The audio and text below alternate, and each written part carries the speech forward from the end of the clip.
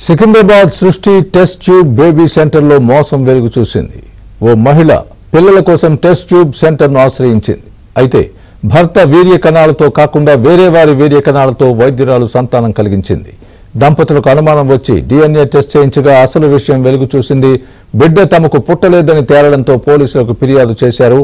సృష్టి test tube baby సెంటర్పై case నమోదు చేసిన పోలీసులు తనిఖీలు చేపట్టారు.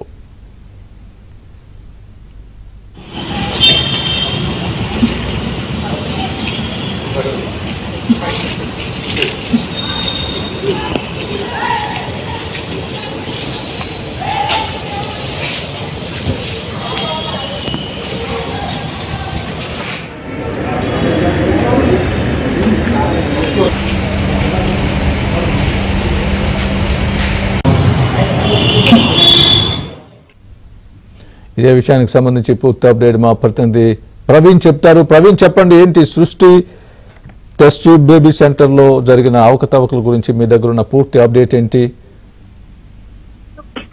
సికింద్రాబాద్ సృష్టి టెస్ట్ ట్యూబ్ బేబీ సెంటర్ లో ఏకకాలంలో ఇటు పోలీసులు, రెవెన్యూ అధికారులు సోదాలు కొనసాగిస్తున్నారు. అయితే పిల్లల కోసం టెస్ట్ ట్యూబ్ బేబీ సెంటర్ కు ఒక మహిళ వెళ్లడంతో తన భర్త వీర్య కణాలతోటి సంతానం కలిగించాలని ఆమె కోరడంతో వారు టెస్ట్ ట్యూబ్ బేబీ సెంటర్ వాళ్ళు కూడా ఒప్పుకోవడం జరిగింది.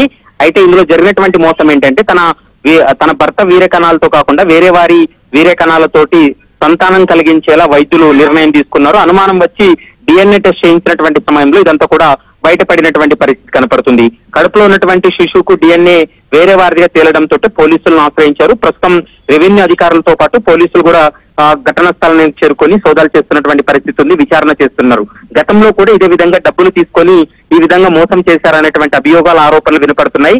మరికొద్దిసేపట్లో సోదాలు ముగిసిన తర్వాత దీనికి సంబంధించి పోలీసులు ఎలాంటి స్టేట్మెంట్ ఇవ్వబోతారు, ఇప్పటి వరకు విచారణలో ఇట్లా ఎంతమందిని మోసం చేశారనేటువంటి అంశానికి సంబంధించి మరికొద్దిసేపట్లో క్లారిటీ వచ్చేటువంటి అవకాశం అయితే కనపడుతుంది. ప్రస్తుతం దంపతులు ఇచ్చినటువంటి కంప్లైంట్ మేరకే ప్రస్తుతం సోదాలు కొనసాగిస్తున్నారు.